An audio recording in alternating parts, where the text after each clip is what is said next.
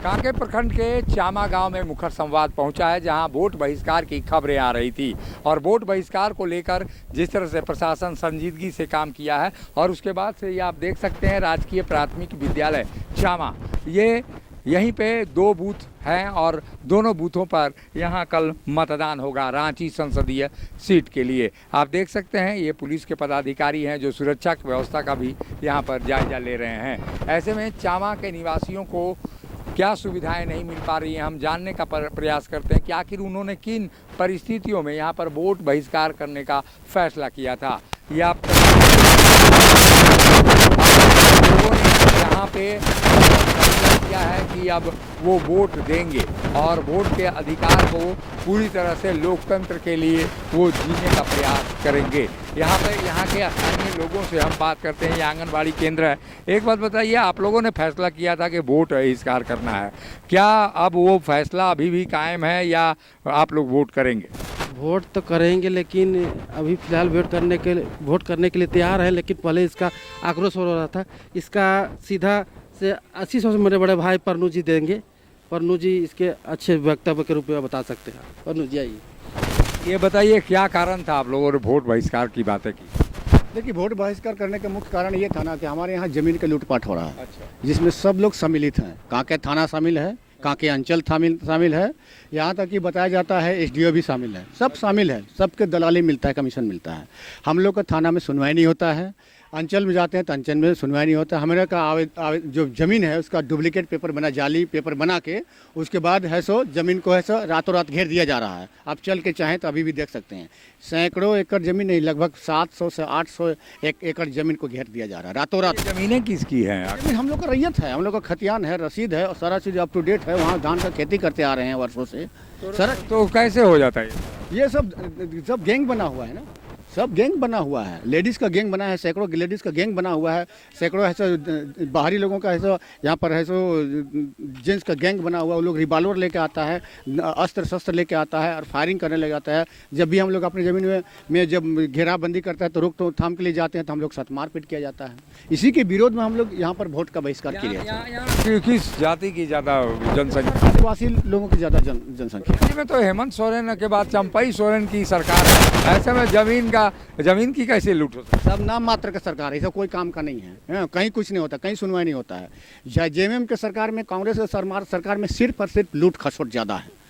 लूट खसोट बीजेपी में भी होता था, इसलिए कि कम नहीं होता सो बात नहीं, लेकिन इसमें बहुत ज़्यादा है लूट खसोट। और यहाँ नहीं, सब जगह का यही स्थिति है। मतलब चंपई सोरेन सरकार से नाराजगी के कारण आप लोग वो स्वाभाविक है, नाराजगी कुछ कार्य का सरकार नहीं ना है। ये लोग है लिखे बड़े बड़े बातें करते हैं, करते कुछ नहीं। आप यहाँ के स्थानीय लोगों का मुख्य है जमीन ही लूटपाट के ले जाइएगा तो बचेगा क्या कहीं। हम लोग का मुख्य पेशा है कृषि और मजदूरी, खेती बाड़ी करते हैं और मजदूरी करते हैं और दूसरा कोई व्यवसाय है नहीं। यहाँ पर अगल बगल वैसा कोई फैक्ट्री है नहीं कि जहाँ पर हम कार्य करके अपना जीवन का भरण पोषण कर पाएंगे। तो इसी के विरोध में हम लोग ऐसे यहाँ 3 गांव का लोग आता है, जैसे एक चामा हुआ, एक पतागाई हुआ, एक है बुकरू। ये तीनों गांव के लोग बूथ के लिए आते हैं, यहाँ पर वोट के लिए आते हैं हम लोग। तो ऐसी स्थिति में हम लोग है सो कई जगह जब अपनी बात रखे, बात रखने के बाद भी हम लोग का कहीं सुना नहीं जा रहा था। इसी के विरोध में हम लोग कल ये वोट बहिष्कार का बात किए थे और हम लोग रैली भी निकाले थे। जब इसकी जानकारी है सो जब डीसी साहब को पड़ा तो डीसी साहब अंचल अधिकारी को भेजे, फिर अंचल अधिकारी हमारे पास आए और उसके बाद लिखित आश्वासन दिए। लिखित आश्वासन देने के बाद हम लोग अभी शांत हैं। इस विषय पर ये मतलब विचार कर रहे हैं कि भाई चलिए ठीक है, आश्वासन मिल गया है।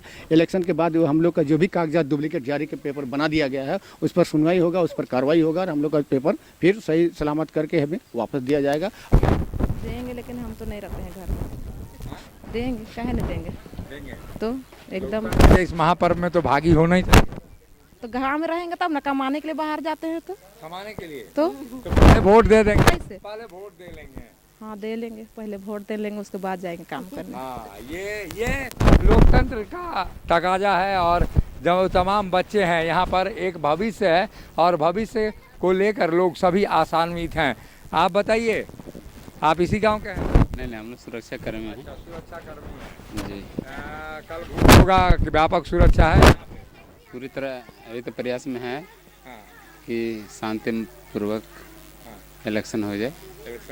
हाँ, लेकिन यहाँ ग्रामीण तो सरकार से नाराजगी के कारण वोट का बहिष्कार कर रहे थे। अब ऐसी स्थिति में और आप लोग को संजीदा रहना हाँ वो बात है, लेकिन कल देखते हैं। कल देखते हैं, कल जब वोटिंग होगा उस समय यहाँ का क्या रुख रखता है, इस पर सभी की निगाहें टिकी रहेंगी। चामा गांव का ये आप देख सकते हैं राजकीय प्राथमिक विद्यालय है जहाँ पर वोट होगा, और इस वोट को लेकर जो युवा हैं वो भी आए हुए हैं, आप देख सकते हैं तस्वीरों में। और चामा गांव के लोगों के विरोध जो है वो विरोध सरकार को लेकर है, क्योंकि सरकारी व्यवस्था को लेकर जिस तरह की स्थितियां बनी हुई हैं और जिस तरह से यहाँ ग्रामीणों की ज़मीनें लूटी जा रही हैं उसको लेकर ये बेहद ही खफा हैं। ऐसे में लोकतंत्र यहाँ शायद जीता है और चामा के गांव के लोगों ने ये फैसला किया है कि लोकतंत्र के इस महापर्व में वो भाग लेंगे और लोकतंत्र को विजयी बनाएंगे। सहयोगी शिल्पी के साथ अशोक कुमार, मुखर संवाद, चामा, कांके, रांची। मिनी लंदन मैक्लुस्कीगंज प्रकृति की गोद में बसा ड्रीम डेस्टिनेशन आपका कर रहा है इंतजार। आइए अपने यादगार लम्हों को बिताइए ड्रीम डेस्टिनेशन में। राजधानी रांची से महज 50 किलोमीटर दूर आपका अपना ड्रीम डेस्टिनेशन।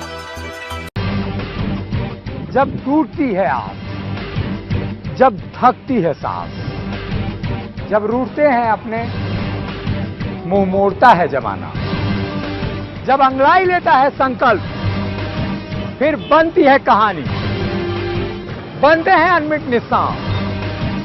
देखिए मेरे साथ संघर्ष की दास्तां।